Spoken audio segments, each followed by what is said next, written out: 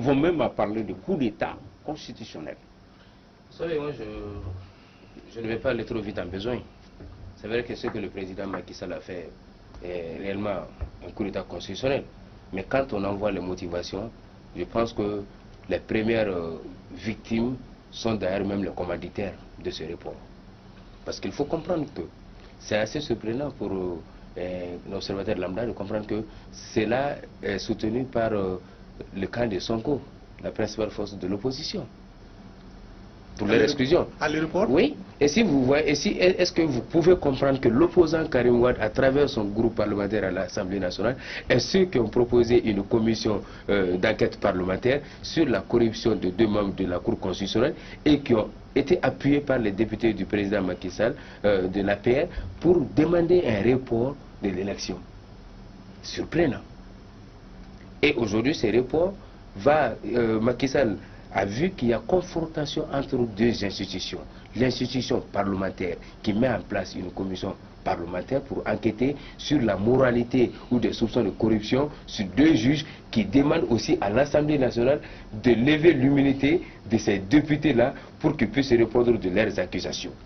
La Cour constitutionnelle, qui ne peut pas revenir sur son verdict parce qu'ils ont invalidé la candidature de Karim Wade, mais qui s'est retrouvé devant le fait accompli de notre parjure, à la personne de la candidate Wardini, qui y a été révélé par le député du PDS qu'elle est aussi détentrice de la nationalité française et qu'elle a fait parjure sur la déclaration de l'Union. Pourtant, le Conseil constitutionnel a validé sa candidature. Donc, est-ce qu'ils vont reprendre la validation des candidatures? Non. Ça aide le cas de Sonko. Pourquoi? Parce que Sonko, c'est ça, lui-même exclu par les autres candidats qui voulaient se faire valider et lui le laisser en prison. Alors qu'on l'a empêché, 1, d'être inscrit sur la liste électorale, 2, qu'on l'a empêché de verser sa caution, qui a d'ailleurs été le motif d'invalidation de sa candidature par le Conseil constitutionnel. Et vous voyez aujourd'hui qu'il y a des ministres et des cadres du Sénégal qui sont en train de démissionner. Aujourd'hui, la répression a été réprimée. Il y a l'ancien Premier ministre Mimi Touré qu'on a arrêté. Il y a la candidate déclarée Anta Babacar Ngom qui est aussi arrêtée. Mais aujourd'hui, est-ce que vous pensez?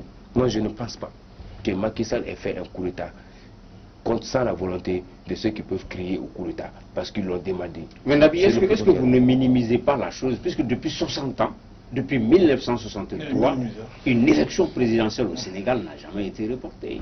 Parce qu'une élection présidentielle... Ce que vous dites, est-ce que cela peut justifier le report? Oui, mais je ne le justifie pas, mais je parle de la réalité sur le terrain. Nous serons contents de dire aujourd'hui que Macky Sall rejoint le groupe des dribbleurs qui se dribblent avec le ballon du 3e mandat. Parce que tout le monde savait la volonté. D'abord, la volonté de Macky Sall, ça ressemble un peu à la volonté de ce que j'ai dit à Alassane Ouattara. Il a d'abord trouvé un candidat, mais ce candidat s'est avéré ne pas être à la hauteur. Donc peut-être aussi Amadou peut-être passer l'arme à gauche, il aurait pu se justifier sa candidature. Mais je ne parle pas de là, je parle des faits. Les faits est que Macky Sall n'a pas reporté de son plein gré. Ça, il faut prendre en compte dans notre analyse. Mais maintenant, reporter l'élection et aller maintenant vers un dialogue, est-ce que ce n'est pas une situation qui a été entretenue par tous les antagonismes et toutes les persécutions qui ont été causées au Sénégal par la répression des manifestations? D'accord. Donc on est devant des faits accomplis. Ok, Bamba, est-ce que c'est